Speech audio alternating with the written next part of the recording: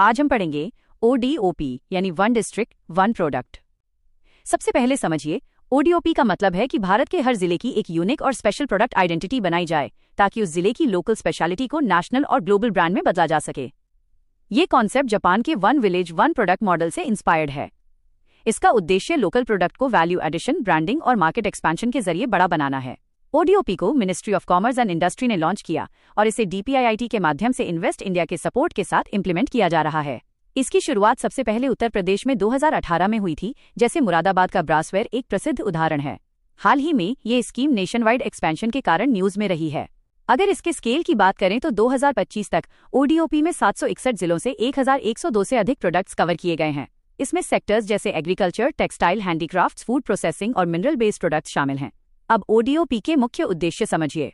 ये scheme artisans, farmers और MSME को सपोर्ट करती है। ये भारत की कल्चरल हेरिटेज और ट्रेडिशनल क्राफ्ट्स को प्रिजर्व करती है।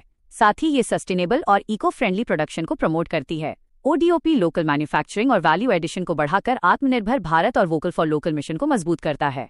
ODOP का एक बड़ा फायदा है कि ये MSME इकोसिस्टम को मजबूत करता है। ये product clustering, supply chain development और एंटरप्रेन्योरशिप को बढ़ावा देता है। ये scheme districts as export hub और मेक इन इंडिया जैसी नेशनल एक्सपोर्ट स्ट्रैटेजी से भी लिंक है। इसका उद्देश्य ये है कि ODOP प्रोडक्ट्स को ग्लोबल ट्रेड प्लेटफॉर्म्स पर प्रमोट किया जाए। मार्केट एक्सेस के लिए ODOP को जेम यानी government e market place, ODOP बाजार और स्टेट ई कॉमर्स प्लेटफॉर्म से जोड़ा गया है।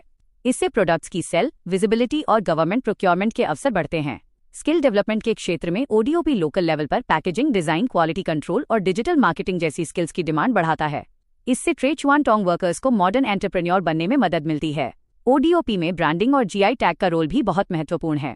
GI टैग से प्रोडक्ट की ऑथेंटिसिटी बढ़ती है, प्रीमियम प्राइसिंग मिलती है और एक्सपोर्ट क्रेडिबिलिटी मजबूत होती है। इसलिए GI और ODOP का कॉम्बिनेशन भारत की ग्लोबल कॉम्पिटिटिवनेस बढ़ा सकता है। रूरल एम्प्लॉयमेंट के लिए ये स्कीम बहुत बड़ी है क्योंकि ये प्रोडक्शन, प्रोसेसिंग, ट्रांसपोर्ट, मार्केटिंग और रिटेल में जॉब्स बनाती है। इससे रूरल माइग्रेशन कम होता है और महिला SHG तथा आर्टिजन्स की इनकम बढ़ती है। ODOP वॉल जैसी इनोवेशन से सरस आजीविका स्टोर्स पर डिस्ट्रिक्ट प्रोडक्ट्स की डिस्प्ले बढ़ाई जा रही है। इसके साथ ही सरकार PM एकता यूनिटी मॉल्स बना रही है जो PPP मॉडल पर विकसित होंगे। इसमें 5,000 करोड़ रुपए का इंटरेस्ट फ्री फाइनेंशियल सपोर्ट है और हर राज्य को न्यूनतम 100 करोड़ का सपोर्ट मिलेगा। अब तक 27 राज्यों में 29 यूनिटी मॉल्स अप्रूव हो चुके हैं।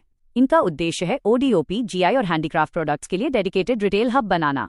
हालांकि चैलेंज भी हैं, जैसे international marketing gap, quality inconsistency, packaging की कमी, लॉजिस्टिक समस्या और कंज्यूमर अवेयरनेस कम होना।